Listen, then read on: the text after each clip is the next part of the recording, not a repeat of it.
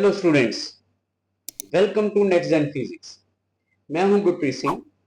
आज हम class 12th में हमारे पास एक यूनिट है, यूनिट थर्ड, जिसके अंदर मैग्नेटिक फील्ड के बारे में आता है, मैग्नेटिज्म के बारे में आता है। हम उस यूनिट का एक फर्स्ट पार्ट है मूविंग चार्ज एंड मैग्नेटिज्म, उससे रिलेटेड कुछ कॉन्सेप्चुअल क्वेश्चन और न्यूमेरिकल जो है वो करने जा रहे हैं। ठीक है, तो चलिए करते हैं स्टार्ट इसको। सबसे पहले बेटा इसमें हमारे पास क्वेश्चन है। अब जैसे जैसे क्वेश्चन करते हैं साथ साथ में इसके जो फॉर्मूलाज हैं वो भी आते जाएंगे, उनको आपने याद रखना है। और इस तरह के अगर जो भी क्वेश्चंस आपको नजर आए तो उनके ऊपर आपने इनको अप्लाई करके देखना। सबसे पहला क्वेश्चन है, two concentric and coplanar circular loops P and Q have their radii in the ratio 2:3. Loop Q carries a current 9 ampere in anti-clockwise direction. Now for the magnetic field to be zero at the common center, loop P must carry। तो question ये है, आपके पास दो concentric and coplanar circular loop है। Concentric and coplanar circular loop का मतलब क्या होता है कि ऐसे दो सर्कुलर लूप जिनका जो सेंटर है वो कॉमन है और इनका जो प्लेन है वो भी कॉमन है। इस तरह से आपके पास एक सर्कुलर लूप हो गया, ठीक है। इस तरह से एक और सर्कुलर लूप हो गया, क्योंकि दोनों का रेडियाई अलग अलग रेशो में जो है वो दिया हुआ है, ठीक है। जो अंदर वाला आपके पास है उसको आप पी नाम दे दो, उसको बाहर वाले को आप नाम दे सकते हैं क्यू। जो पी और क्यू का रेडियस है that is in the ratio of 2:3। 2:3 2:3 P और क्यू, पी और क्यू के रेडियाई की रेशो 2:3 है। अब क्यू के अंदर जो हमारे पास करंट जा रहा है that is in anticlockwise direction. Q के अंदर एंटी क्लॉकवाइज डायरेक्शन में करंट है। For the magnetic field to be zero at the common centre, loop P के अंदर करंट किस डायरेक्शन में होना चाहिए और उसके वैल्यू कितनी होनी चाहिए, ये हमने निकालना है, ठीक है। अब सबसे पहले बेटा ये याद रखना कि जब भी आपके पास सर्कुलर लूप के सेंटर पे मैग्नेटिक फील्ड आपको निकालना है तो उसका जो सिंपल एंड बेसिक फॉर्मूला होता है वो होता है B equals to mu naught I upon 2r। ये सिंपल फॉर्मूला होता है magnetic field at the centre of a circular loop. अगर इसमें आपके पास सर्कुलर कॉइल आ जाती है तो उसके लिए आप ये formula mu naught N I divided by 2r जो है वो लगा सकते हैं। लेकिन यहाँ पे ओनली सिंगल लूप है तो हम ये वाला फॉर्मूला नहीं अप्लाई करेंगे, हम यहाँ पे ये वाला फॉर्मूला अप्लाई करेंगे, ठीक है। अब करंट जो है वो हमें करंट का मैग्नीट्यूड भी निकालना है और करंट की डायरेक्शन भी निकालनी है। अब जब भी सर्कुलर लूप आता है तो उसके सेंटर पे मैग्नेटिक फील्ड की डायरेक्शन निकालने के लिए आपने जो फॉर्मूला या कह लो जो रूल अप्लाई करना है वो होता है राइट हैंड थंब रूल। तो राइट हैंड थंब रूल में अगर आपके पास करंट क्लॉकवाइज डायरेक्शन में जा रहा है तो मैग्नेटिक फील्ड परपेंडिकुलर आउटवर्ड होता है उसके सेंटर पे, और अगर करंट आपके पास क्लॉकवाइज जा रहा है तो मैग्नेटिक फील्ड परपेंडिकुलर इनवर्ड होता है, ठीक है। तो अब बाहर वाले रूप में करंट जो है वो एंटी क्लॉकवाइज जा रहा है तो इसका मैग्नेटिक फील्ड आपके पास आउटवर्ड हो गया, ठीक है, एंटी क्लॉकवाइज। तो इसका मतलब लूप पी के अंदर जो आपके पास करंट है उसकी डायरेक्शन मस्ट बी क्लॉकवाइज होनी चाहिए, such that magnetic field perpendicular opposite हो जाए उसके, जैसा हमारे पास दूसरे लूप का है। जैसे जिसमें एंटी क्लॉकवाइज आ रहा था उसका तो हमारे पास परपेंडिकुलर आउटवर्ड हो गया, ठीक है, और जो क्लॉकवाइज आ रहा है उसका मैग्नेटिक फील्ड परपेंडिकुलर इनवर्ड हो गया। तो दोनों का मैग्नेटिक फील्ड अपोजिट डायरेक्शन में जाएगा, तभी दोनों का रिजल्टेंट जो है वो यहाँ पे जीरो आ सकता है, क्योंकि दोनों के जो मैग्नेटिक फील्ड होंगे वो एक दूसरे से रिजल्टेंट ऐसे आएगा, एक दूसरे को माइनस कर देंगे हम, ठीक है। तो अब उसके बाद आप इसमें क्या करेंगे, सबसे पहले सपोज आप इसमें बीपी का निकालना चाहते हैं, बीपी के लिए फॉर्मूला अप्लाई कर दें, क्योंकि जो आपके पास म्यू नोट है और उसका आई आपको निकालना है। सपोज अब रेडियस आप किस तरह से लेंगे, अगर आप पी की बात करें उसका रेडियस आप सपोज 2r ले लेते हैं, क्यू का रेडियस आप सपोज 3r ले लेते हैं, ठीक है। तो 2 तो फॉर्मूला में ही था, साथ में पी के लिए आपके पास 2r आ गया, ठीक है। तो ये आपके पास बन गया mu naught I divided by 4r। उसके बाद बी क्यू, बी क्यू जो बाहर वाला है म्यू नोट आई डैश लेने सपोज, ठीक है। इसका करंट आपके पास गिवन है 2 इंटू इसका रेडियस जो है वो आपने 3r लेना है, तो that will B mu I dash upon आपके पास आ जाएगा 6r, ठीक है। तो आप ये अपोजिट तो हो गए, इक्वल एंड अपोजिट होना चाहिए तभी नेट मैग्नेटिक फील्ड जो है वो जीरो आएगा। इनको इक्वल पुट कर दें आप, BP equals to B Q mu naught I divided by 4r equals to mu naught I dash divided by 6r, ठीक है। यहाँ पे i आपको निकालना है बेटा, म्यू नॉट से म्यू नॉट कैंसिल कर देते हैं, ठीक है। यहाँ पे r से r कैंसिल कर देते हैं, आई जो है वो आपको फाइंड करना है, which is the current of P, और क्यू का करंट आपके पास बेटा 9 एम्पियर है, क्यू का करंट आपके पास 9 एम्पियर है, ठीक है। तो यहां से दिस इज 9, ये आपके पास आ गया 6। तो जब इसमें आप आई निकालेंगे, आई आपके पास बनेगा 4 इंटू 9 डिवाइडेड बाई 6, तो ये इस तरह से आ गया, ठीक है, ठीक है। तो आपके पास आ गया बेटा ये 6 एम्पियर। लेकिन डायरेक्शन आपको क्या याद रखनी है, यहाँ पे हमने डायरेक्शन जो है इसकी क्लॉकवाइज बनाई है, तो 6 ampere in clockwise direction, 6 ampere in clockwise direction, ये आपके पास रिजल्ट होना चाहिए, यानी कि ये आपके पास आंसर आना चाहिए, 6 एम्पियर इन क्लॉकवाइज डायरेक्शन, क्योंकि बाहर का करंट आपके पास एंटी क्लॉकवाइज जा रहा था, ठीक है, और इसका करंट आपके पास जो है क्लॉकवाइज बन गया इस तरह से, और दोनों का मैग्नेटिक फील्ड एक दूसरे के अपोजिट होगा, तो उसकी वजह से आपके पास ये बन गया, ठीक है जी। हाँ जी, तो बेटा उसके बाद हमारे पास इसमें सेकंड क्वेश्चन बिल्कुल वैसा ही आ रहा है। इसमें आपके पास एक वायर है जिसकी लेंथ L है, that is in the form of a circular loop A of 1 turn. This loop is reshaped into loop B of 3 turns. Find the ratio of the magnetic field at the centre of the loop A and loop B for the same current through them. ठीक है, अब यहाँ पे क्या है, एक turn का एक लूप है, उसके सेंटर पे मैग्नेटिक फील्ड, एक टर्न का एक लूप है, उसके सेंटर पे मैग्नेटिक फील्ड बी ए, एक टर्न है। फॉर्मूला मैंने अभी बताया था, सेंटर पे मैग्नेटिक फील्ड का फॉर्मूला ये होता है, अगर नंबर ऑफ टर्न्स आपके पास 1 हो तो mu naught I divided by 2r आ जाएगा, ठीक है जी। उसके बाद अगर आपने इसी को ही रीशेप करके, इसी को ही रीशेप कर दिया आपने, और यहां पे आपने जो मैग्नेटिक फील्ड है वो निकालना है, सेंटर पे रीशेप कर दिया आपने, रीशेप करके उसकी टर्न्स कितनी आ गई, ध्यान से देखो, उसके अंदर नंबर ऑफ टर्न्स आ गई है 3, नंबर ऑफ टर्न्स 3 आ गई, तो वो आपके पास बी बी बनेगा, नंबर ऑफ टर्न्स 3 आ गई उसकी, B B mu naught N I divided by 2r dash. थोड़ा यहाँ पे ध्यान देना, रेडियस बदल गया, पहले एक लूप था, बाद में उसी लूप के 3 टर्न्स बना दिए, तो रेडियस चेंज हो जाएगा, ठीक है। तो यहाँ पे रेडियस क्या आएगा बेटा, आपको याद रखना है कि न्यू लूप का जो रेडियस होगा वो that will be equal to r by 3, पहले का 1/3 हो जाएगा, क्योंकि 3 आपने उसके टर्न्स जो है वो बना दिए, तो mu not into number of turns आपके पास 3 आ गई, ठीक है।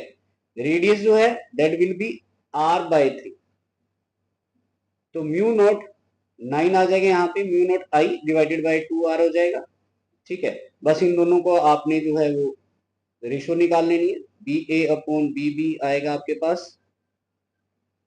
Mu naught I divided by 2r, ठीक है, 2r ऊपर चला जाएगा, नीचे 9 म्यू नॉट आई रह जाएगा, यहाँ से ये कैंसिल हो जाएगा, 2r कैंसिल हो जाएगा, बेटा रेशो आपके पास आएगी 1:9, ठीक है जी। आपने इसको याद रखना है किस तरह से हम ये क्वेश्चन सॉल्व करते हैं। उसके बाद नेक्स्ट, ऐसा ही सर्कुलर रूप वाला क्वेश्चन अगेन फिर से आ गया, लेकिन थोड़ा अलग अलग तरीके से, ठीक है। पहले आपने उनके मतलब ये जो हमारे पास कॉन्सेप्ट चल रहा है ये है magnetic field at the centre of a circular loop, अलग अलग तरीके के इसमें क्वेश्चन कैसे आ रहे हैं वो हम कर रहे हैं। तो नेक्स्ट है, two identical coils P and Q each of radius R are lying in perpendicular plane such that they have a common centre. अब आपके पास दो आइडेंटिकल कॉइल्स हैं, वो परपेंडिकुलर प्लेन में लाई कर रही हैं और उनका कॉमन सेंटर है। देखो पहले कंसेंट्रिक था, सबसे पहले क्वेश्चन में कंसेंट्रिक था, जिनका सेंटर कॉमन होता है और कोप्लानर था, ठीक है। ये भी कंसेंट्रिक है बट परपेंडिकुलर प्लेन में है, वो एक ही सेम प्लेन पे हमने बनाए थे। परपेंडिकुलर प्लेन में किस तरह से बनेंगे, परपेंडिकुलर प्लेन में देखना ध्यान से, ठीक है। आपके पास अगर इस तरह से आप एक बनाते हो और इस तरह से आप दूसरी बनाते हो, परपेंडिकुलर प्लेन, ठीक है। अब इन दोनों के सेंटर पे जो मैग्नेटिक फील्ड होगा बेटा, दोनों पे सेंटर पे, अब इन दोनों के अंदर जो करंट है वो किसी भी पर्टिकुलर डायरेक्शन में जाए, किसी भी पर्टिकुलर डायरेक्शन में जाए, सपोज मैं कह रहा हूं इसके अंदर अगर क्लॉकवाइज करंट जा रहा है, ठीक है। आपके पास ये लूप इस तरह से पड़ा हुआ है कि इसके अंदर बाहर वाली साइड में आप कहते हैं क्लॉकवाइज, तो एक करंट आपके पास ऐसे हो गया, ठीक है जी। सपोज हॉरिजॉन्टल डायरेक्शन में एक करंट, सॉरी एक मैग्नेटिक फील्ड आपके पास हॉरिजॉन्टल डायरेक्शन में आ गया, ठीक है। हाँ, अगर किसी भी डायरेक्शन में जा सकता है, अगर इसमें करंट आप इस तरह से क्लॉकवाइज ले रहे हैं, ऐसे आ गया, एंटी क्लॉकवाइज ले रहे हैं, इस तरह से आ जाएगा, जाएगा हॉरिजॉन्टल डायरेक्शन में, ठीक है। और जो हमारे पास दूसरी कॉइल है, अगर आप उसमें सपोज क्लॉकवाइज ले लें या एंटी क्लॉकवाइज कुछ ले लें, ठीक है, तो उसमें अगर क्लॉकवाइज लेंगे तो वर्टिकल डायरेक्शन में परपेंडिकुलर इनवर्ड नीचे की तरफ जाएगा, ठीक है। अगर उसमें हम एंटी क्लॉकवाइज ले लेते हैं, अपोजिट डायरेक्शन में ले लेते हैं एंटी क्लॉकवाइज, इस तरह से, तो वो परपेंडिकुलर हमारे पास अपवार्ड चला जाएगा। यानी कि इन एनी केस दोनों कॉइल का जो मैग्नेटिक फील्ड होगा वो परपेंडिकुलर डायरेक्शन में जा रहा है एक दूसरे की, ठीक है। हमारे पास जो कॉइल वर्टिकल प्लेन में पड़ी है उसका मैग्नेटिक फील्ड जाएगा हॉरिजॉन्टल डायरेक्शन में, और जो कॉइल या लूप जो है वो हॉरिजॉन्टल प्लेन में पड़ा हुआ है उसका मैग्नेटिक फील्ड जाएगा वर्टिकल डायरेक्शन में, किसी भी पर्टिकुलर डायरेक्शन में ये हो सकता है, ठीक है। तो आप चाहें इसको इस तरह से भी ले सकते हैं जैसे मैं बना रहा हूं, आप ऐसे भी ले सकते हैं दोनों परपेंडिकुलर आ जाएंगे, आप इस तरह से भी ले सकते हैं, ठीक है, दोनों परपेंडिकुलर आ जाएंगे। मेनली क्या है, आपके पास दो मैग्नेटिक फील्ड है एट द सेंटर, और आपने उन दोनों मैग्नेटिक फील्ड का रिजल्टेंट निकालना है, ठीक है। तो अब क्या करते हैं, इसको हमारे पास यहाँ पे इसका सोल्यूशन करते हैं कि एक मैग्नेटिक फील्ड आपके पास, एक मैग्नेटिक फील्ड इस डायरेक्शन में गया, सपोज आपने इसको B1 नाम दे दिया या BP नाम दे दो, ठीक है। क्योंकि इन्होंने कुछ मेंशन नहीं किया कि कौन सी हॉरिजॉन्टल में है कौन सी वर्टिकल में है, और ना ही ये मेंशन है किसमें करंट क्लॉकवाइज जा रहा है किसमें एंटी क्लॉकवाइज जा रहा है, बट ये है करंट कैसे भी जाए मैग्नेटिक फील्ड इन दोनों कॉइल्स का, क्योंकि प्लेन एक हॉरिजॉन्टल एक वर्टिकल और परपेंडिकुलर होगा। तो एक BP आपने इस तरह से ले लिया, और यहाँ पे सपोज आप B क्यों ले सकते हैं, कुछ भी ले लिया। दो मैग्नेटिक फील्ड है, magnetic field at the centre, हमने फॉर्मूला जो है वो पढ़ा हुआ है। अब इन्होंने कॉइल्स बोला हुआ है लेकिन उनकी नंबर ऑफ टर्न्स यहाँ पे नहीं दी हुई है, ठीक है। मैग्नेटिक फील्ड निकालना है eight the centre of two coils, current जरूर दिया हुआ है उनका। तो मैग्नेटिक फील्ड के लिए आपको क्या करना है, देखो दो मैग्नेटिक फील्ड है, जब उनका रिजल्टेंट निकालेंगे आप इस तरह से निकालेंगे। दो मैग्नेटिक फील्ड जब आपके पास परपेंडिकुलर हो, दो वेक्टर क्वांटिटी जब आपके पास परपेंडिकुलर हो, तो उनका रिजल्टेंट जो है वो इस फॉर्मूला से आएगा। बी जो रिजल्टेंट है उसको आपने बी नाम दे दिया, ये B square Q P plus, sorry B square Q plus B square P आपके पास ये हो गया, ठीक है। उसके बाद आपको इन दोनों की वैल्यू पुट करनी है, और इन दोनों की वैल्यू पुट करने के लिए याद क्या रखना है, जो फॉर्मूला था हमारे पास B equals to mu naught I divided by 2r, ठीक है, रेडियस कैपिटल आर इसमें लिया हुआ है। अब एक का आपके पास आ गया mu naught I divided by 2r, इसका आप कर देंगे स्क्वायर, प्लस दूसरे का आपके पास है म्यू नॉट करंट है √3i डिवाइडेड बाय 2r, इसका भी आप कर देंगे स्क्वायर, ठीक है। अब देखिए इसमें mu naught I upon 2r with square common आ सकता है, mu naught I upon 2r with square common होगा, जब रूट के बाहर निकलेगा तो वो आपके पास बन जाएगा mu naught I upon 2r simple, और ये एज इट इज ये 1 बन जाएगा, यहाँ पे √3 का स्क्वायर है, इधर राइट साइड पे √3 का स्क्वायर है, √3 का स्क्वायर रूट से रूट कैंसिल हो जाएगा, आपके पास 3 आ जाएगा, तो b equals to mu naught I divided by 2r, ये 4 होगा, 4 का रूट आपके पास 2 आ जाएगा, 2 से 2 कैंसिल करेंगे तो ये आपके पास बन जाएगा mu naught I upon 2r, ठीक है। ये सपोज आपने निकाल लिया मैग्नीट्यूड, लेकिन डायरेक्शन कैसे निकलेगी, आपको याद होगा जब हम पैरेललोग्राम लॉ अप्लाई करते हैं तो पैरेललोग्राम लॉ में दो वेक्टर के बीच में जब आपको निकालना होता है डायरेक्शन, तो उसके लिए आप निकालते हैं tan बीटा, ठीक है। tan बीटा में क्या है कि सपोज ये वाला एंगल जो है वो आप यहाँ पे बीटा ले लेते हैं tan बीटा, तो जब दो वेक्टर परपेंडिकुलर हो तो यहाँ पे उनका जो रिजल्ट होता है that is perpendicular upon base, beta के लिए परपेंडिकुलर अपॉन बेस आ जाएगा, ठीक है। तो आपके पास ये बन जाएगा B Q divided by BP, ठीक है, B Q divided by BP. तो आप यहाँ पे वैल्यू पुट कर दे, बी क्यू की वैल्यू सबसे पहले आएगी, बी क्यू की वैल्यू हमारे पास है म्यू नॉट आई, ठीक है, mu naught I divided by 2r हो जाएगा, अपॉन बीपी की वैल्यू आप लिखेंगे इसमें mu not √3 I divided by 2r हो गया, ठीक है। अब जो इसमें कैंसिल होने वाला है कैंसिल कर दो जल्दी से, mu naught I cancel, mu naught I cancel, 2r cancel 2r cancel, ठीक है। ये आपके पास बेटा जी बन जाएगा 1/√3, ठीक है। अब 1/√3 में आप इसमें आपको पता है आप जब 10 लेते हैं तो 10 में आपके पास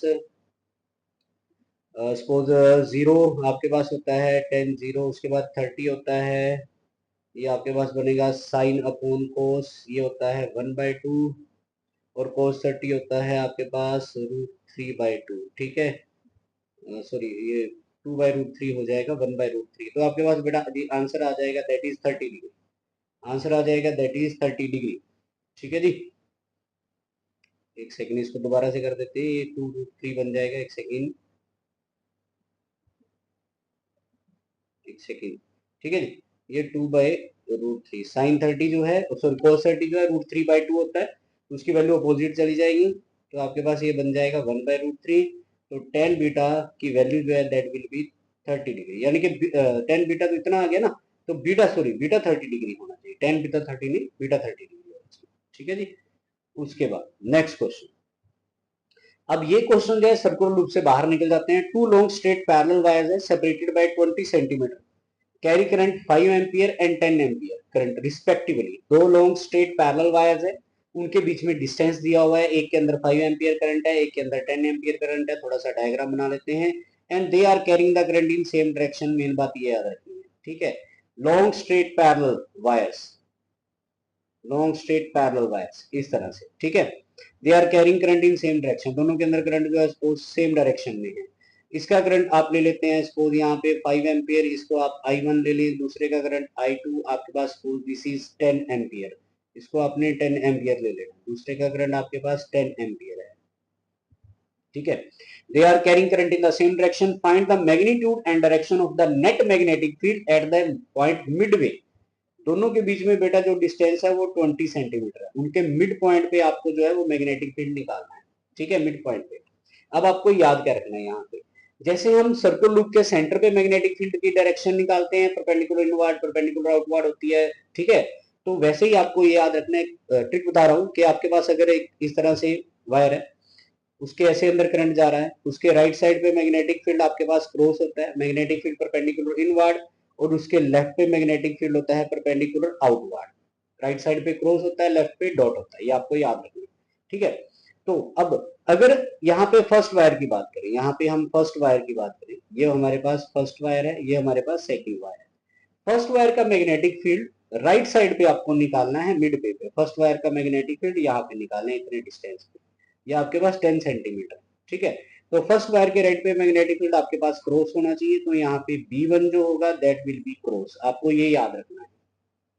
जो सेकंड वायर है उसके लेफ्ट में मैग्नेटिक फील्ड निकालना है, लेफ्ट में मैग्नेटिक फील्ड डॉट होता है क्योंकि दोनों का करंट एक ही डायरेक्शन में जा रहा है। हाँ, करंट अपोजिट हो जाता तो अलग बात होती। तो यहाँ पे ये जो B2 होगा इसी पॉइंट पे जो सेंटर पे मिड पे बात हो रही है, दोनों के दूसरी तरफ की बात नहीं हो रही, मिड पे बात हो रही है, तो इसका जो मिड पे मैग्नेटिक फील्ड होगा सेकंड वायर का वो होगा डॉट। ठीक है, अब देखो आपके पास दो मैग्नेटिक फील्ड आ गए ड्यू टू स्ट्रेट कनेक्टर, दोनों का डिस्टेंस दिया हुआ है, दोनों की डायरेक्शन एक दूसरे के अपोजिट है। रिजल्टेंट निकालेंगे तो आप इसको माइनस करके रिजल्ट निकाल सकते हैं। सबसे पहले आप इसमें B1 निकालें। ठीक है, तो सपोज आप B1 निकालना चाहते हैं, दैट इज म्यू नॉट। अब स्ट्रेट कनेक्टर के मैग्नेटिक फील्ड का formula mu naught I upon 2 pi R होता है बेटा, ये याद रखना। ठीक है, इसके अंदर पाई की वैल्यू आती है, सर्कुलर लूप में पाई नहीं आता, उसमें सिंपल आर रहता है। स्ट्रेट कनेक्टर जो इनफाइनाइटली लॉन्ग हो उसमें 2 पाई आर का यूज किया जाता है। ठीक है, तो उसके बाद आप चाहे तो इसकी वैल्यू पुट कर सकते हैं, ये हमारे पास वैल्यू आ जाती है म्यू नॉट की 4 pi into 10 to power minus 7। Current इसका मैंने फर्स्ट का यहाँ पे I1 लेना है, दैट विल बी 5 एम्पियर, और जो डिस्टेंस है 2 पाई ऐसे ही रख दिया, डिस्टेंस है R, ये वाला डिस्टेंस यहाँ पे 10 सेंटीमीटर है क्योंकि टोटल 20 था, तो 10 इंटू 10 टू पावर माइनस 2 करना है आपने। ठीक है, ये पाई से पाई कैंसिल, हमारे पास ये 2 से 2 कैंसिल, तो B1 आपके पास होगा बेटा ये 10 बन जाएगा, 2 5 जा 10 इंटू 10 टू पावर माइनस 7, और नीचे हमारे पास बन जाएंगे 10 टू पावर 1 ऊपर आ जाएगा। ठीक है, इन दोनों को सोल्व करके 10 टू पावर माइनस 1 बचेगा, 10 ऊपर चला जाएगा, तो आपके पास B1 की जो वैल्यू बनी that will be 10 to power minus 5 tesla. ठीक है, 10 टू पावर 2 माइनस 5 बन गया। उसके बाद B2 निकालते हैं जल्दी से। B2 सपोज आप B2 निकालना चाहते हैं, उसके लिए म्यू नॉट I2 ले लेंगे, 2 पाई आर, डिस्टेंस बेटा दोनों में सेम लेना आपको, इसकी वैल्यू अगेन से फिर वही म्यू नॉट इस तरह से। I2 की वैल्यू आपके पास 10 है, वो आपने 10 पुट करनी है। ठीक है, उसके बाद नीचे 2 पाई, साथ में जो डिस्टेंस है ये 10 सेंटीमीटर में ही है, 10 इंटू 10 टू पावर माइनस 2, ये कैंसिल किया आपने, यहाँ पे आपके पास 2 आ गया। ठीक है, तो बेटा ये आपके पास वैसे ही बनेगा, 2 इंटू 10 टू पावर माइनस 6 हो जाएगा, जब इसको सॉल्व किया, इसको 10 टू पावर माइनस 1 आएगा, ऊपर जाके आपका ये 10 हो जाएगा, तो आपके पास जो B2 बनेगा that is 2 into 10 to power minus 5 tesla. ठीक है, अब दोनों का मैग्नेटिक फील्ड है, आपको जो रिजल्टेंट निकालना है दोनों को अपोजिट करके निकालना है, तो यहाँ पे जो नेट मैग्नेटिक फील्ड आप निकालेंगे, net magnetic field, second net magnetic field, यहाँ पे जब आप नेट मैग्नेटिक फील्ड निकालेंगे, this is our net magnetic field that will B difference of P2 minus P1, क्योंकि B का मैग्नेटिक फील्ड ज्यादा है उसमें से दूसरा माइनस करेंगे, 2 इंटू 10 पावर माइनस 5 -10⁻⁵। अब इसमें इस तरह के सोल्व कैसे करना होता है, 10⁻⁵ कॉमन ले लें, 2 - 1 1 आ जाएगा, तो आंसर बनेगा मेरे पास 10⁻⁵ टेस्ला। ठीक है, this is the magnetic field at the centre, sorry centre नहीं, at the midway of two parallel conductors carrying current. दोनों के मिडवे पे आपके पास इस तरह से ये आंसर जो है वो आ जाएगा। ठीक है जी, उसके बाद नेक्स्ट क्वेश्चन भी कुछ इसी तरह से है, थोड़ा सा अलग आ गया इसमें। अब इसमें जो कॉन्सेप्ट बेटा आपके पास चलना है वो क्या है, हमारे पास मैग्नेटिक फील्ड वाले चैप्टर में ऐसे होता है कि अगर सपोज आपके पास एक चार्ज है, वो एक वेलोसिटी के साथ एक मैग्नेटिक फील्ड में मूव कर रहा है, तो जब एक पर्टिकुलर वेलोसिटी के साथ मैग्नेटिक फील्ड में मूव करेगा तो उसके ऊपर एक फोर्स अप्लाई होता है, जिस फोर्स का फॉर्मूला हमारे पास होता है F equals to B Q V sine theta. ठीक है, एक चार्ज मैग्नेटिक फील्ड के अंदर मूव कर रहा है, उसके ऊपर एक फोर्स लगता है, v उसकी वेलोसिटी, क्यू चार्ज का मैग्नीट्यूड हो गया, b मैग्नेटिक फील्ड होता है, f फोर्स है, theta is the angle between b and b, इन दोनों के बीच में जो एंगल होता है वो थीटा होता है। अब इसमें एक कॉन्सेप्ट चलना, an infinitely long straight conductor X Y is carrying a current of 5 ampere. हमारे पास एक यहाँ पे करंट दिया हुआ है 5 एम्पियर का। ठीक है, 5 एम्पियर का एक करंट है, infinitely long straight conductor. An electron is moving with a speed of 10 to power 5 metre per second parallel to the conductor in air. Electron move कर रहा है एक वेलोसिटी के साथ, एक v आपके पास गिवन है बेटा 10 to power 5 metre per second, parallel to the conductor, direction दी हुई है, इलेक्ट्रॉन इस तरह से जा रहा है। ठीक है, उसके बाद द परपेंडिकुलर डिस्टेंस, दोनों के बीच में एक डिस्टेंस दिया हुआ है, सपोज आप इस डिस्टेंस को r ले लें यहाँ पे, दैट इज 20 सेंटीमीटर, ये आपके पास एक डिस्टेंस है, दिस इज r 20 सेंटीमीटर। ठीक है, यहाँ से लेकर यहाँ तक। Calculate the magnitude of the force experience by the electron, ये इलेक्ट्रॉन कितना फोर्स एक्सपीरियंस करेगा वो आपको निकालना है। ठीक है, अब ध्यान देना, अगर सपोज आपको F निकालना, आपके पास B होना चाहिए, यहाँ पे B नहीं गिवन है, बट ये बताया हुआ है कि आपके पास जो मैग्नेटिक फील्ड है वो एक स्ट्रेट कंडक्टर का मैग्नेटिक फील्ड है, और एक स्ट्रेट कंडक्टर के मैग्नेटिक फील्ड का फॉर्मूला अभी हमने पढ़ा है, एक स्ट्रेट कंडक्टर के मैग्नेटिक फील्ड का formula mu naught I divided by 2 pi R होता है। तो मैग्नेटिक फील्ड यहाँ पे ये है आर, ये वाला डिस्टेंस हो जाएगा, ये वाला डिस्टेंस आर हो जाएगा जो 20 है, और आई इसका गिवन है हमारे पास। ठीक है, तो सपोज आप एफ निकालना चाहते हैं, एफ में सीधा ये वैल्यू पुट करके एक बार इकट्ठी सॉल्व कर लेंगे, mu naught I divided by 2 pi R हो गया। ऐसे क्वेश्चन आते हैं, कई ऐसे क्वेश्चन भी है जिनमें डायरेक्ट मैग्नेटिक फील्ड दिया होता है, ये ऐसे क्वेश्चन है इसमें डायरेक्ट मैग्नेटिक फील्ड नहीं दिया, इसमें मैग्नेटिक फील्ड आपको निकालना पड़ेगा। उसके बाद साथ में फिर आपके पास क्यू आ जाता है, क्यू की जगह आपने इलेक्ट्रॉन लेना है, उसकी वेलोसिटी आ जाएगी। ठीक है, अब एंगल देखो कितना लेना है आपने, एंगल यहाँ पे ये ऑलरेडी डायग्राम में गिवन है, बट आपको मैंने अभी बताया था कि अगर आपके पास इस तरह से कोई कंडक्टर के अंदर करंट जा रहा है तो राइट पे क्रॉस होता है, लेफ्ट पे डॉट होता है। कंडक्टर आपके पास अगर इस तरह से हो गया है तो इधर क्रॉस आएगा, इधर डॉट आ जाएगा। ठीक है, तो देखो ध्यान से, इधर मैग्नेटिक फील्ड क्रॉस होना चाहिए, ऊपर आपके पास डॉट होना चाहिए, यानी कि परपेंडिकुलर इनवर्ड, और जो इलेक्ट्रॉन है वो इस तरह से जा रहा है, मैग्नेटिक फील्ड परपेंडिकुलर इनवर्ड हो गया, तो दोनों के बीच में हमारे पास जो एंगल होगा बेटा यहाँ पे वो 90 आ जाना। ठीक है, बस आपको बाकी सारी वैल्यू पुट करनी है और इसको सॉल्व कर देना है। म्यू नोट की value 4 pi into 10 to power -7, current आपके पास यहाँ पे 5 एम्पियर है, डिवाइडेड बाय 2 पाई आ जाएगा, डिस्टेंस 20 इंटू 10 टू पावर -2, ये वाला डिस्टेंस आर जो मैंने लिया था। ठीक है, electron 1.6 into 10 to power -19 coulomb का चार्ज, और v आपके पास यहाँ पे वेलोसिटी आ जाएगी, और वेलोसिटी जो गिवन है that will be, that is 10 to power 5 metre per second. ठीक है, अब इसको कैंसिल कर देंगे जल्दी से, पाई से पाई कैंसिल हो जाएगा, ये हमारे पास 2 से ये कैंसिल हो गया। ठीक है, यहाँ से ये कैंसिल हुआ, यहाँ से ये कैंसिल हो गया। ठीक है, तो आपके पास इसको और इसको मल्टीप्लाई करेंगे, ये बनेगा आपके पास 8। ठीक है, बाकी पावर ले लेते हैं, -19 प्लस सॉरी -7, ये आपके पास बन जाएगा -46। ठीक है, ये आपके पास 10 टू पावर 5 आ जाएगा, 10 पावर -2 ऊपर जाके 7 हो जाएगा, तो आपके पास ये बना। ठीक है, 10 टू पावर -19, 10 पावर -19। ठीक है जी, आपके पास इसका आंसर, एक सेकंड एक देख लेते हैं, गलती तो नहीं हो रही, 10 टू पावर 5 है, और 10 टू पावर -2 सेंटीमीटर ऊपर जाके हो जाएगा 7 हो जाएगा। ठीक है, 5 आ जाएगा, ये आ जाएगा इस तरह से। ठीक है, ठीक है,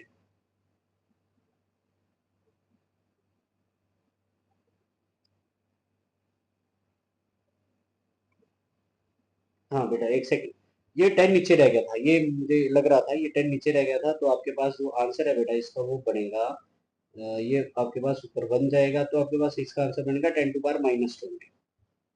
ठीक है जी, तो इसका आंसर आपके पास बनना चाहिए 10⁻⁻20, 10⁻⁻20 न्यूटन।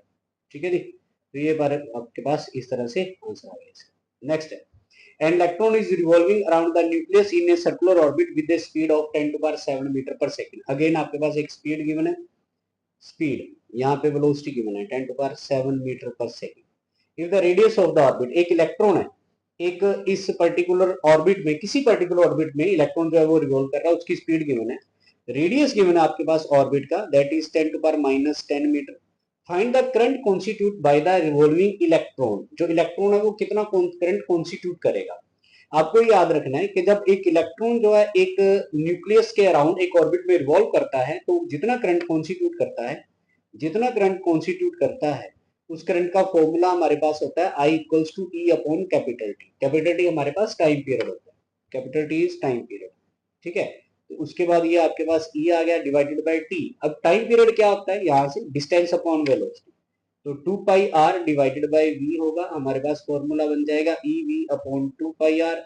यहाँ से इसकी वैल्यू पुट कर देंगे, इलेक्ट्रॉन का चार्ज 1.6 इंटू 10⁻⁻19, जो वेलोसिटी है that is given 10⁻7 divided by 2 into 3.14, और जो रेडियस है वो हमारे पास 10⁻10 है। ठीक है जी, 10⁻10 है। ठीक है, जब आप इसको सॉल्व करेंगे तो सॉल्व करने के बाद इसके जो आंसर है वो आपके पास आना चाहिए, एक सेकेंड, ये होना चाहिए 2.54 इंटू 10⁻³ एम्पियर। ठीक है जी, इसको सिंपल सॉल्व करेंगे तो आपके पास ये आंसर जो है वो बन जाएगा इसका। ठीक है जी, उसके बाद next, a long straight wire AB carries a current of 4 ampere, a proton P travels at a 4 into 10 to power 6 meter per second, 6 meter per second, parallel to the wire 0.2 meter from it and in a direction opposite to the current as is shown in figure.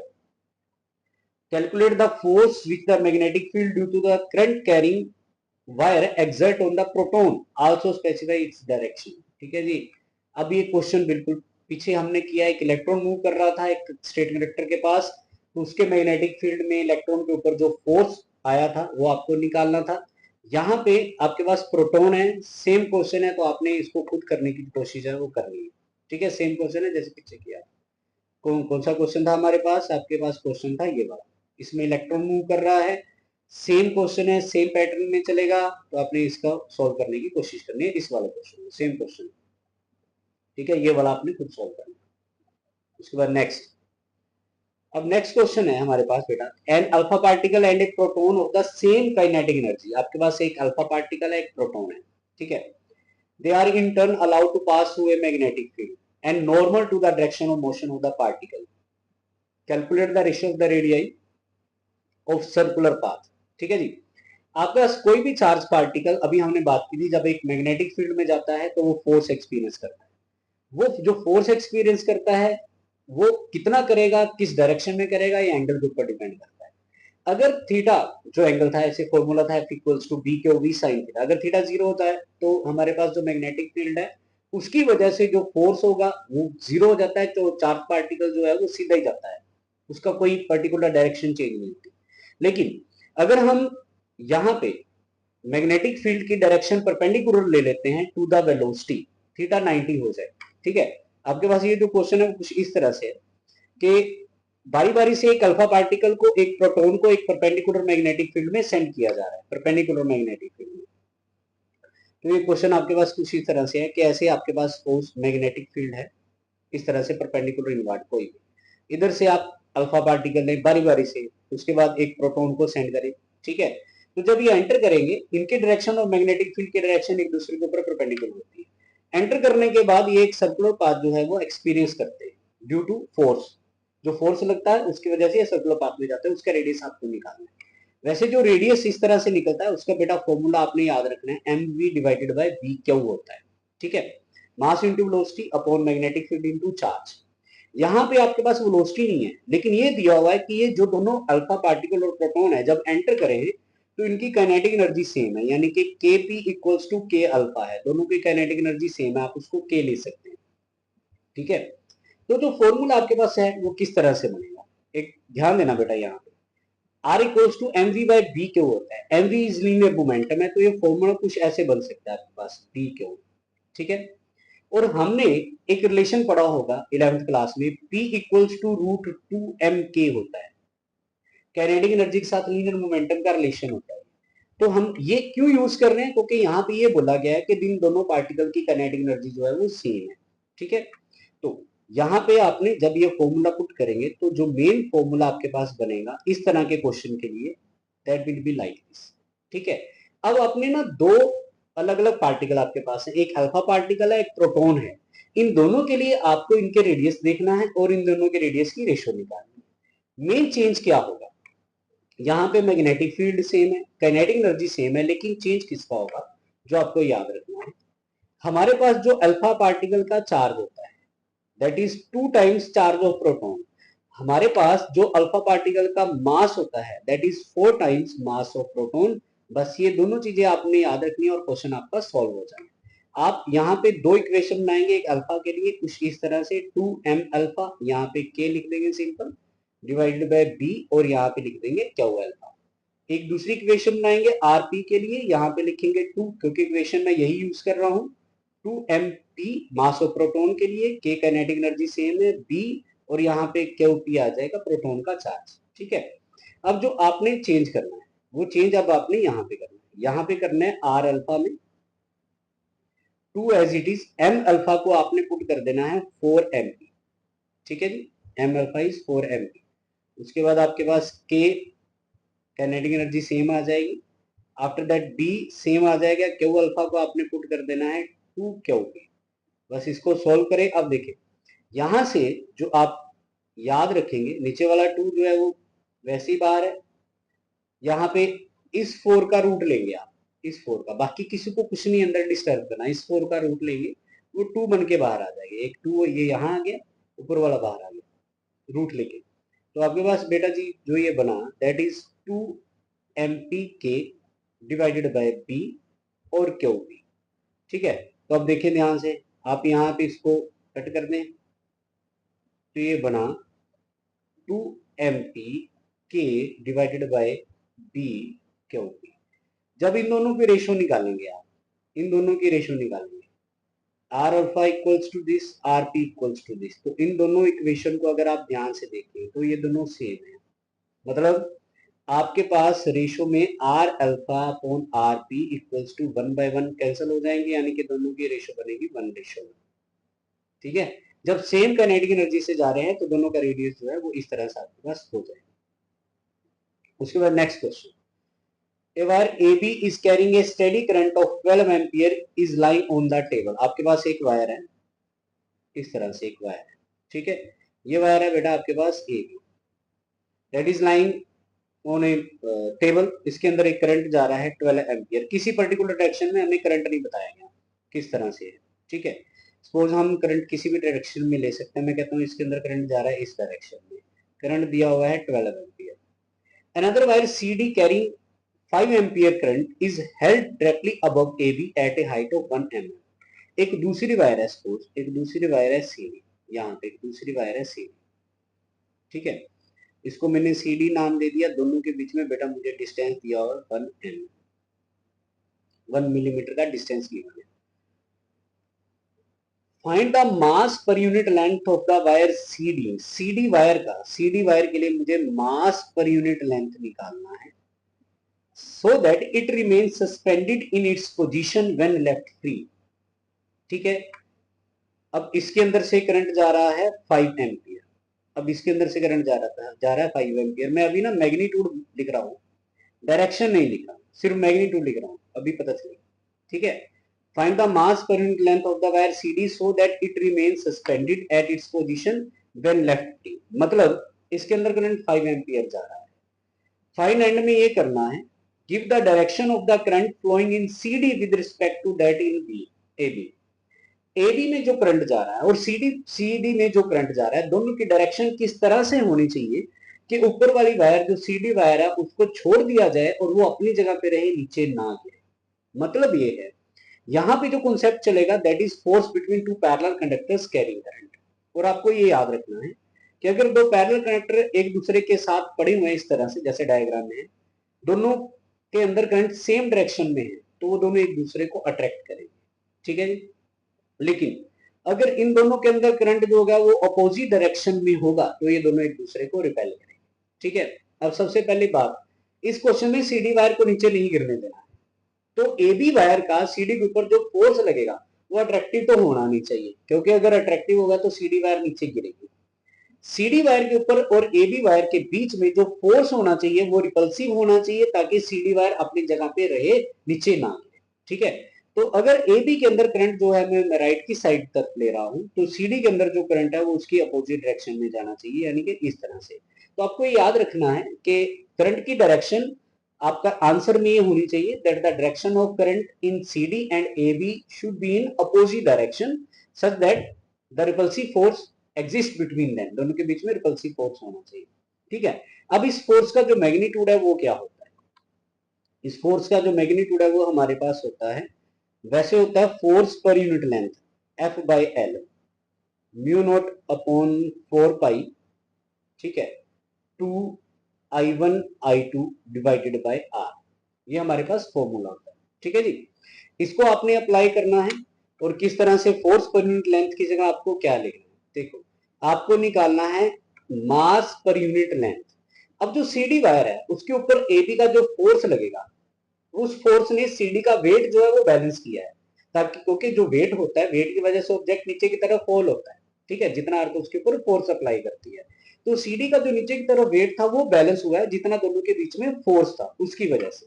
तो आपने F की जगह बेटा यहाँ पे put कर देना है, एफ की जगह आपने पुट कर देना है mg। ठीक है। डिवाइडेड बाय एल आ जाएगा, बाकी सारी वैल्यू आपके सामने है, तो आपने डायरेक्ट वैल्यू पुट कर देनी है और इनको सोल्व कर लेना है। मेन तो कॉन्सेप्ट समझना था क्या है, m बाई एल आपको निकालना है। ठीक है।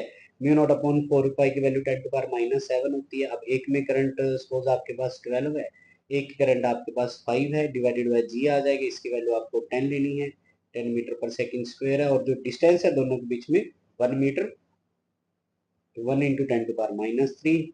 ठीक है। तो यहाँ से ये आपके पास बनेगा बेटा 120, इन तीनों को मल्टीप्लाई कर दिया आपने। ठीक है। 10 टू पावर -7 ऊपर रह गया, और नीचे मेरे पास 10 टू पावर -2 है, ऊपर जाके +2 हो जाएगा। 120 into 10 to power -5 mass per unit length, यानी कि किलोग्राम पर metre. 120 into 10 to power -5 kilogram पर मीटर। हाँ जी, उसके बाद, हाँ जी, उसके बाद बेटा नेक्स्ट क्वेश्चन है हमारे पास। Two circular loops A and B, each of radius 3 meter, are placed coaxially at a distance of 4 meter. They carry current of 3 ampere and 2 ampere in opposite direction, respectively. Find the net magnetic field at the center of loop A. Loop ए के centre पे net magnetic field आपको निकालना है, loop ए के centre पे। ठीक है। अब आपके पास यहाँ पे बेटा जो दो लूप पड़े हुए हैं उन दोनों का अपना अपना मैग्नेटिक फील्ड होगा, और ए के सेंटर पे आपको रिजल्टेंट मैग्नेटिक फील्ड निकालना है। ठीक है। अब जो आपके पास ये ए है उसके अंदर करंट आपके पास एंटी क्लॉकवाइज जा रहा है। ठीक है। उसका मैग्नेटिक फील्ड आपके पास कुछ इस तरह से जाएगा। ठीक है। परपेंडिकुलर आउटवर्ड, बाहर की तरफ जाएगा, एंटी क्लॉकवाइज। ठीक है। क्लॉकवाइज हो तो इनवर्ड जाता है, एंटी क्लॉकवाइज हो तो आउटवर्ड जाता है। तो बी, इसका बी ए का लेते हैं सबसे पहले।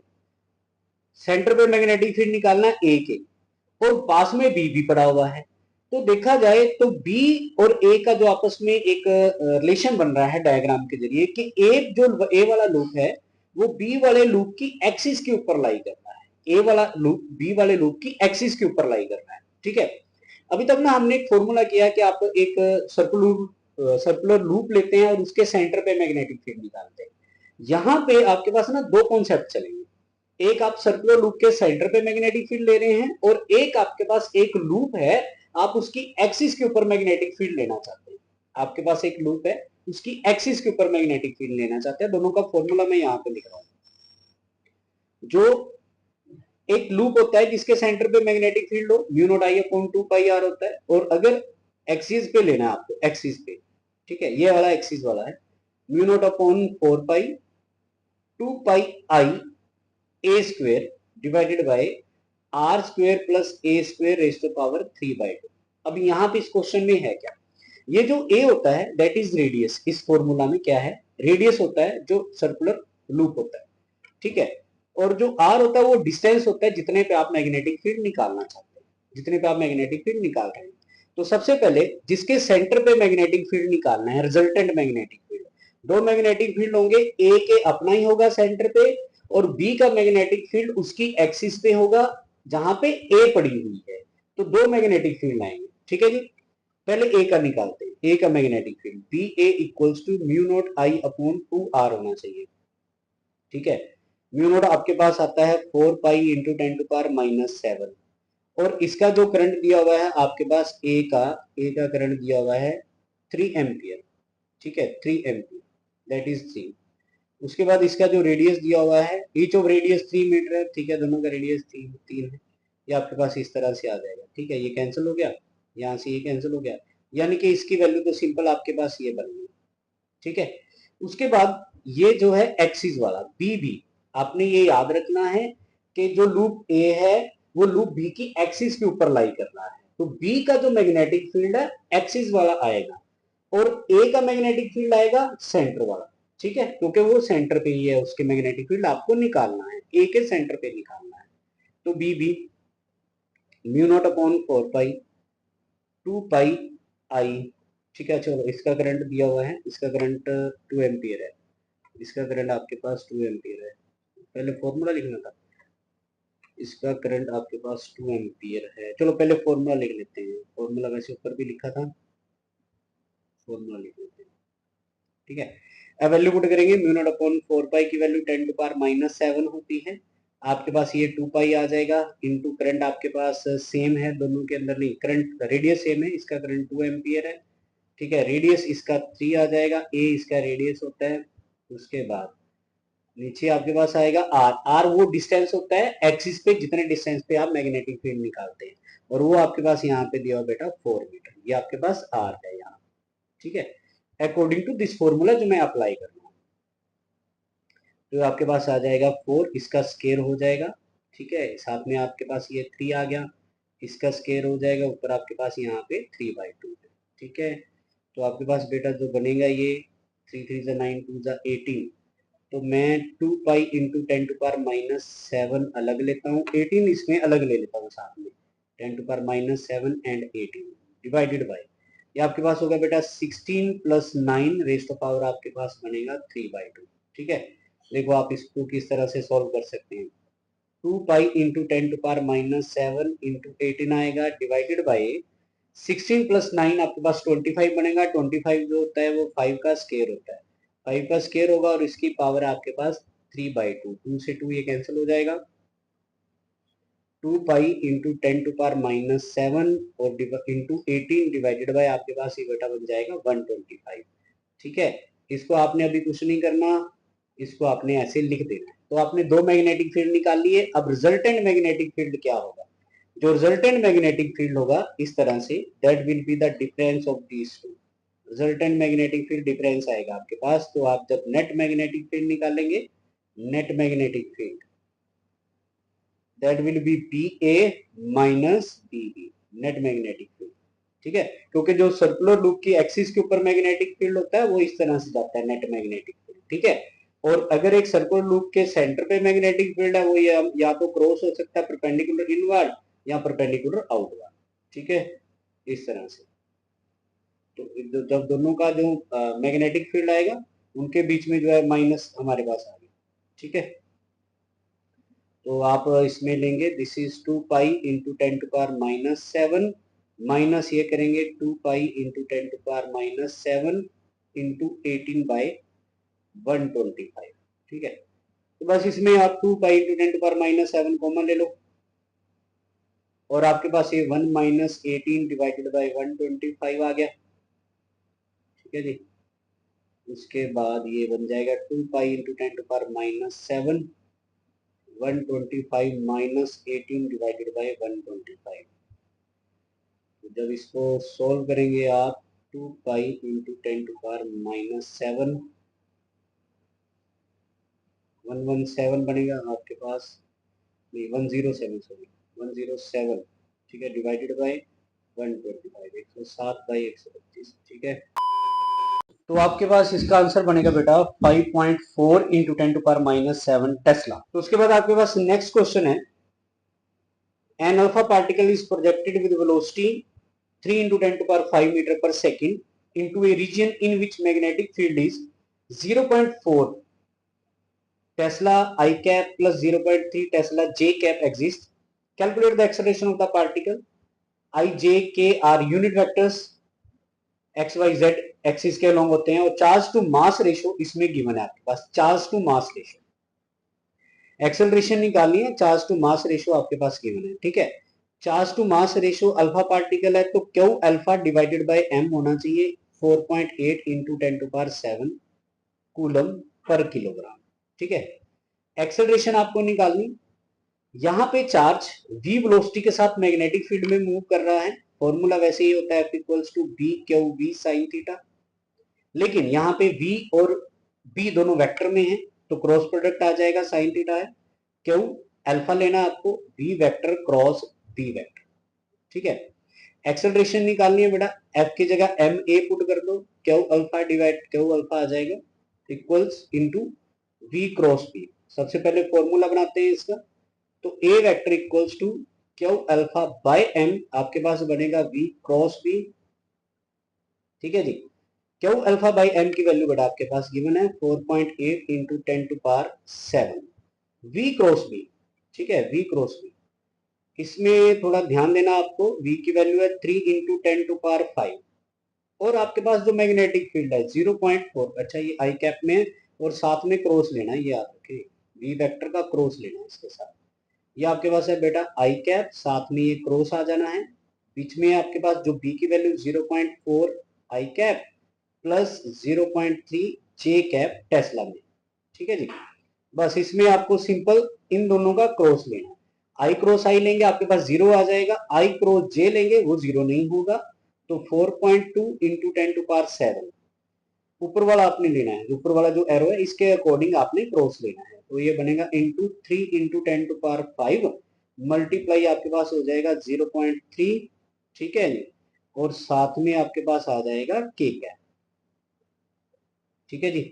तो आपके पास बनेगा इस तरह से 0.9 आ जाएगा और आपके पास पावर आ जाएगी 10 टू पावर 12 के कैप के साथ ए वेक्टर,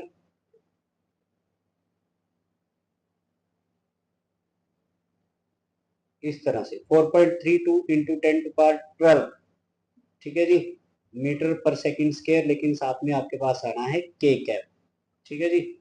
ये आपके पास आ गई एक्सेलरेशन, हाँ जी, हाँ जी बेटा। उसके बाद नेक्स्ट क्वेश्चन है गैल्वेनोमीटर के ऊपर आ गया हमारे पास, गैल्वेनोमीटर ऑफ रेजिस्टेंस 100 ओम, आपके पास एक गैल्वेनोमीटर है, इसकी रेजिस्टेंस है 100 ohm, gives a full scale deflection for a current, full scale deflection जो है आई जी लेना होता है आपको 1 मिली एम्पियर यानी कि 10 टू पावर -3 एम्पियर सीधा लेना। It is converted into an ammeter जिसकी रेंज है 1 एम्पियर, इसको उसमें कन्वर्ट किया, उसकी रेंज आपके पास है 1 ampere. Find the resistance of the ammeter, ammeter की रेजिस्टेंस जो है वो आपको फाइंड करनी है, ठीक है। एमीटर की रेजिस्टेंस इसमें बेटा आपको फाइंड करनी है। तो आपने ये क्वेश्चन मतलब कहाँ से आया, ये किस कॉन्सेप्ट से है, ये आपने पढ़ा होगा कि जब हम गैल्वेनोमीटर को एमीटर या वोल्ट मीटर में कन्वर्ट करते हैं तो उसके लिए अलग अलग मेथड यूज करते हैं। एमीटर को गैल्वेनोमीटर को एमीटर में कन्वर्ट करने के लिए हम एक शंट का यूज करते हैं, लो रेजिस्टेंस का यूज करते हैं जो गैल्वेनोमीटर के साथ पैरेलल में यूज होती है, ठीक है जी। तो वहां पे उस शंट का जो फॉर्मूला होता है हमारे पास S equal to I G into capital G upon I minus I G होता है, ठीक है जी, आई माइनस आई जी। तो देखो यहां से एक किस तरह से आप S निकाल सकते हैं, शंट निकाल सकते हैं। आई जी की वैल्यू आपके पास इस तरह 10 to power -3 into 100 divided by I minus I G. 1 minus I G की वैल्यू यहाँ पे आपके पास है 10 टू पावर -3। ठीक है जी। तो आपको इसको किस तरह से सॉल्व करेंगे, देखिए आपके पास ऊपर तो आ गया 100 इंटू 10 टू पावर -3। अभी सॉल्व करते हैं इसको। 1 माइनस इट कैन बी 1/1000। ठीक है जी। तो 100 into 10 to power -3 divided by 1000 -1 divided by 1000। ठीक है जी। उसके बाद s equal 100 into 10 to power -3, आपके पास 1000 इसके साथ ऊपर आ गया डिवाइडेड बाय 999। ठीक है, तो ये तो जीरो हो जाएगा। आपके पास ये बना 100 डिवाइड सॉरी 100 1000 नहीं 100 है, 100 डिवाइडेड बाय 999। ठीक है, तो आंसर देखो क्या होगा इसमें। आंसर आपके पास आना चाहिए, क्योंकि ये 0.1000 आएगा 0.1 ओम के आसपास इसमें आपके पास आंसर बनना चाहिए, 0.1 ओम। ठीक है जी। ये आपके पास आ जाएगा। गैल्वेनोमीटर को आप किस तरह से कन्वर्ट कर सकते हैं, ठीक है, एमीटर में 0.1। हाँ, अगर आपको इसमें ऐसा भी करना हो, सम टाइम ऐसा आपके पास आ जाता है रेजिस्टेंस ऑफ द एमीटर। अब एमीटर की रेजिस्टेंस कैसे हो सकती है? एमीटर की रेजिस्टेंस जो होगी, एमीटर की रेजिस्टेंस होती है जो कंबाइंड रेजिस्टेंस होती है हमारे पास, दोनों को कंबाइन करके। ठीक है, अब कंबाइन करके कैसे होती है, क्योंकि यहाँ पे ये पैरेलल में लगते हैं, तो पैरेलल में लगने वाला जो फॉर्मूला होता है ना बेटा, वो इस तरह से होता है। जो कंबाइंड रेजिस्टेंस है, सपोज उसको हम आर इफेक्टिव लेते हैं, तो 1/G प्लस 1/S होता है। तो यहाँ से 1/R इफेक्टिव निकालें, नीचे हमारे पास GS, ऊपर आपके पास G प्लस एस आ जाएगा। तो जो R इफेक्टिव होना चाहिए वो GS/G+S आएगा। ठीक है, अब गैल्वेनोमीटर की जो रेजिस्टेंस है बेटा, वो आपके पास है 100 ओम। ठीक है, जो शंट है वो आपके पास आती है 0.1। नीचे आपके पास G जो है दैट इज अगेन 100 प्लस 0.1। तो इसको आप सॉल्व करेंगे जब अगेन, तो ये भी आपके पास अप्रोक्सीमेट 0.1 ओम के आसपास ही आएगा। ठीक है, तो ये आपके पास कंबाइंड रेजिस्टेंस भी आ सकती है, और जो SI है वो भी आपने इसमें निकाल लिया। ठीक है जी। उसके बाद नेक्स्ट है एक गैल्वेनोमीटर जिसकी रेजिस्टेंस आपके पास 50 ओम है। अभी ये गैल्वेनोमीटर फिर से क्वेश्चन है गैल्वेनोमीटर से रिलेटेड, लेकिन ये वोल्टमीटर वाला है। ठीक है, it is converted into an voltmeter of range, voltmeter की रेंज है 2 वोल्ट, यूजिंग ए रेजिस्टेंस, जो रेजिस्टेंस यूज की गैल्वेनोमीटर के साथ एक रेजिस्टेंस सीरीज में लगाकर उसको वोल्टमीटर में कन्वर्ट किया जाता है। जब गैल्वेनोमीटर को एमीटर में कन्वर्ट किया जाता है तो एक शंट यानी कि लो रेजिस्टेंस लगाई जाती है पैरेलल में। जब गैल्वेनोमीटर को वोल्टमीटर में कन्वर्ट किया जाता है तो एक हाई रेजिस्टेंस यूज की जाती है उसके साथ सीरीज में। ठीक है, ये वो रेजिस्टेंस है 1000, 1K है, 1000 ओम ले लें आप इसको। इट इज कन्वर्टेड इनटू ए, हाँ, if it is converted into A voltmeter of range, ये अलग से क्वेश्चन, अलग से मतलब दो तरह की इसमें पार्ट आपको दिया हुआ है। एक को आपने 2 वोल्ट में कन्वर्ट किया, उसके लिए कंडीशन है। अगर उसको आप 10 वोल्ट की रेंज में कन्वर्ट करना चाहते हो तो आर कितनी होनी चाहिए उसके लिए। ठीक है, तो यहां से ना बेटा जो फॉर्मूला बनता है इसका वो ऐसे होता है कि अगर आप आर निकालना चाहें V/IG-G होता है। ठीक है, तो V/IG इक्वल टू आपके पास R प्लस जी आता है, और यहां से अगर आप IG निकालें, एक्चुअली में ये IG ही है, V/R प्लस जी आएगा।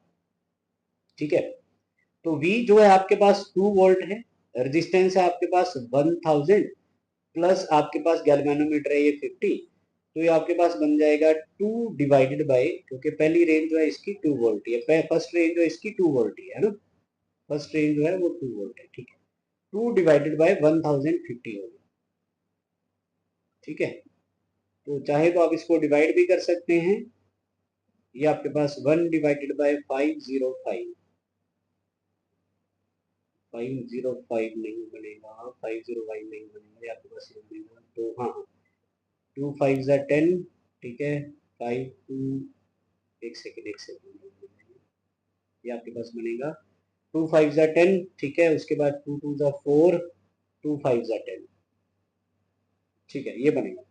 IG आपके पास बेटा इतना आ गया, लेकिन आपने इसको ना इस वाले पार्ट में यूज करना है, इस वाले पार्ट में यूज करके R निकालना है।